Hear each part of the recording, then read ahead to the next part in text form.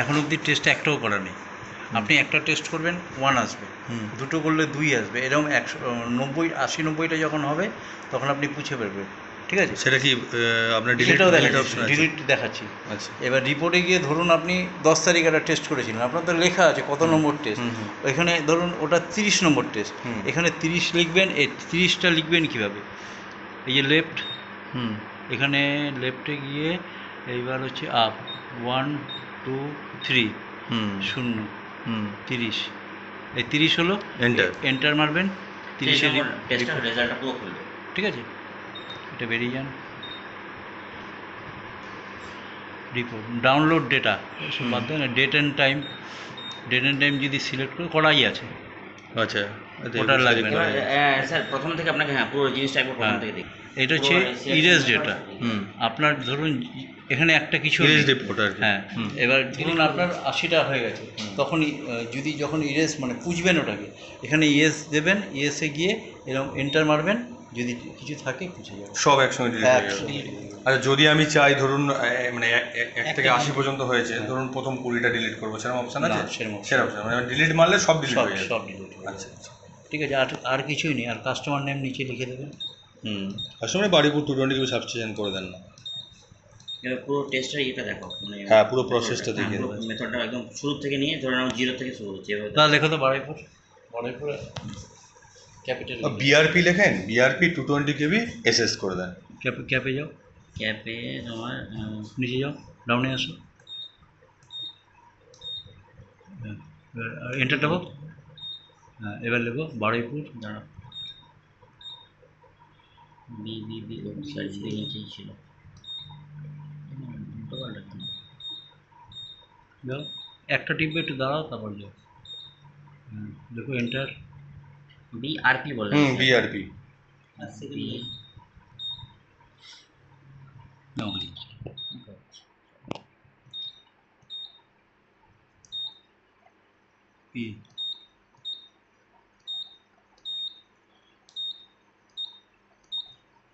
BRP 220। হ্যাঁ, 220 কেবি SS.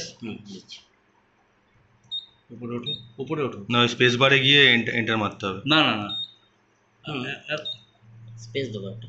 হ্যাঁ, space bar, হ্যাঁ স্পেস না দিলে এন্টার দাও। হ্যাঁ, হয়ে গেছে। এরপরে এবার নাম্বার ওপরে 220, তাই তো? হ্যাঁ, ওটাকে আপ ডাউন কি, তাই তো?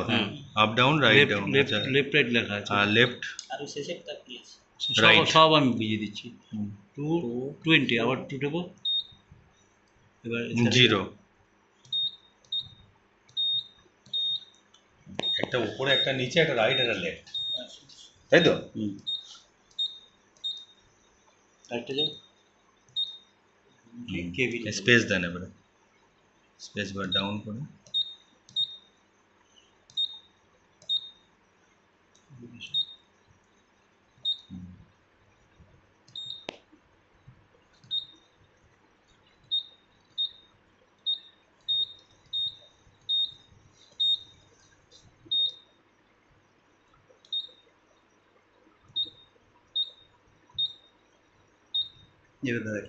এবার ধরুন এখানে কিছু ভুল লিখেছেন, আপনাকে পুষতে হবে। পুষবেন কিরম ভাবে? এই উপরের এই যে সিম্বলটা আছে, এটাই ব্যাক স্পেস যেটা, হ্যাঁ হ্যাঁ, মোবাইল ওই সেম। ঠিক আছে, বুঝে গেছেন তো? ওটা জানেন তো? না, ওটা জানি, তাহলে এবার এন্টার করে দিচ্ছি আমি। এসএসটা লিখে দেন। এসএস লিখতে হবে। হ্যাঁ, 220 কেবি সাবস্টেশন, ওই স্পেস বার দেন, স্পেস বারে গিয়ে স্পেস বার দিতে হবে আবার। হ্যাঁ, নাহলে কেবির পরে এসএস হয়ে গেলে কোনো মিনিং থাকবে না।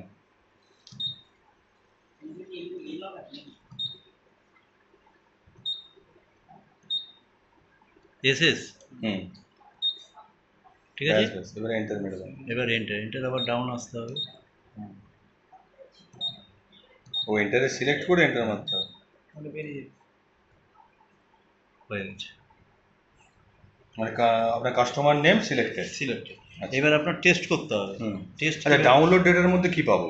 ডাউনলোড ডেটা মানে হচ্ছে আপনি যেটা আছে সেটা ধরুন আপনি ল্যাপটপে নিতে চাইছেন, ওখানে আমাদের একটা দেওয়া আছে, ইউএসবি দেওয়া সফটওয়্যারটা ইনস্টল করতে হবে ল্যাপটপে। আচ্ছা, ইউএসবিটা কানেক্ট করলে পুরো ডেটাটা আপনার ডেটাটা কম্পিউটার চলে যাবে।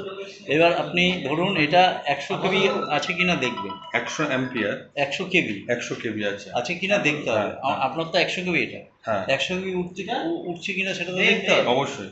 এবার হচ্ছে আমি স্টার্ট টেস্টে দিলাম, হুম দিয়ে ম্যানুয়াল টেস্টে চলে যাই। আচ্ছা, ও স্টার্ট টেস্টে দিয়ে ম্যানুয়াল টেস্টে গেলেন। ম্যানুয়াল টেস্টে যাব। আরেকবার একটু প্রথম থেকে দেখান স্টেপ বাই। আপনি নিজেই করবেন, আমি করবো না। না আপনি আমাকে বলে দেন আমি।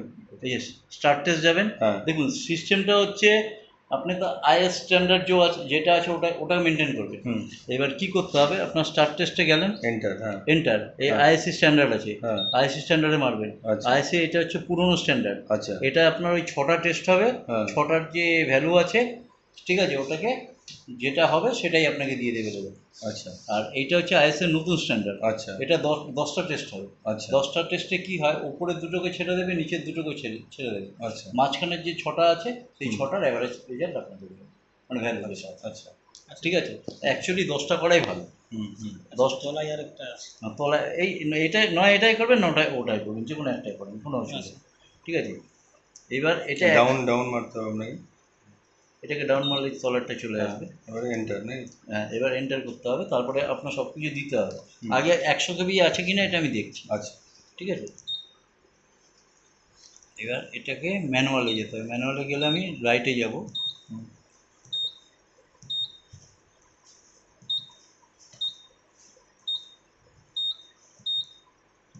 Manual test. এই যে ম্যানুয়ালটা স্যার একটা সব আচ্ছা ম্যানুয়াল টেস্টে গেলাম, এইচবি অন হয়ে গেছে। এইচবি অন আছে, এটা উল্টো হবে। হ্যাঁ এইচবিটাকে অফ করব আর এটাকে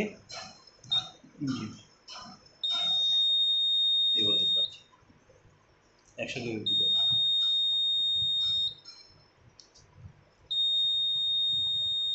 আপনি টেস্ট সেটটার যে ক্যাপাসিটি সেটা ক্রস চেক করুন। 80 কেবি হলে 80 কেবি, 60 হলে 60, এই 100 হলে মানে আপ টু 100 কেবি পর্যন্ত আসছে কিনা। সাস্টেনেবল আর কি। 90-এর উপরে গেলে আপনি ইমার্জেন্সি বা 30 কেবিতে দেখবেন। না না ওটা না, আপনি তেলের কথা বলছেন। তেল তো যা ভ্যালু আসবে সেটাই আসবে, মানে আপনার স্টপ করার কিছু নেই, আপনার অটোমেটিক কাট হবে ওখানে। আচ্ছা, এটা 100 কেবিতে গিয়ে কাট হয়ে যাবে। এটা মেশিনটা টেস্ট হচ্ছে যে 100 কেবি আপনার মেশিনটার ক্যাপাসিটি হচ্ছে 100 কেবি। 100 কেবিটা অবধি উঠছে কিনা সেটা দেখার জন্য। এই দেখুন এবার আস্তে আস্তে ক্যালিব্রেশন ওইভাবে টেস্ট করা হয়। ধন্যবাদ। 100 কেবি গেছে, ওটা ওপেন আছে না, টার্মিনালগুলো তো ওপেন করা আছে। Terminal open. এই দুটো এই দুটো টার্মিনাল, হ্যাঁ, লাল দুটো এগুলো টার্মিনাল, এটা ট্রান্সফরমার, এটা ওপেন আছে পুরো। 100 কেবি পর্যন্ত ম্যানুয়াল টেস্ট করা হলো যে 100 কেবি মধ্যে উঠবে কিনা। উঠছে কিনা সেটা দেখবেন না। আপনি একটা 100 কেবি মেশিন নিয়েছেন, ঠিক আছে, আপনাকে কেউ 80 কেবি দিয়েছে কিনা বা 60 কেবি না, না, একদম, একদম। সেটা চেক করতে হবে না, সেটাই ক্রস চেক করে দেখে দিবেন। না, অনেক সময়তে কি হয়, আপনার এই যে ট্রান্সফরমারে যদি প্রপার ক্যাপাসিটি না থাকে, ওই 30 কেবি 60 কেবিতে গিয়ে ব্রেকডাউন হয়ে যায়। যেগুলো লোকাল মালেতে কি হয়, এটাই হয়ে থাকে। এবং আপনি কি দেখছেন যে লোকাল ব্রেকডাউন হয়ে যাচ্ছে, আমার তেল হয়তো ধরুন অ্যাজ পার আপনার 40 বলা আছে স্ট্যান্ডার্ড, 40-এ ব্রেকডাউন হয়ে গেছে, ট্রান্সফরমার ঠিক আছে, আমার কোনো অসুবিধা নেই। হয়তো আদৌ সেটা যাচ্ছে কি যাচ্ছে না সেটা এটা অনেক কোম্পানি করে দেখাবে না, কারণ আপনার ট্রান্সফরমারটা যে 100 কেবি অবধি গিয়ে ও ব্রেকডাউন করছে কিনা সেটাই আমরা দেখি। ট্রান্সফরমার যদি কপার মানে প্রপার বাইন্ডিং বলুন বা কপার ইয়ে না থাকে,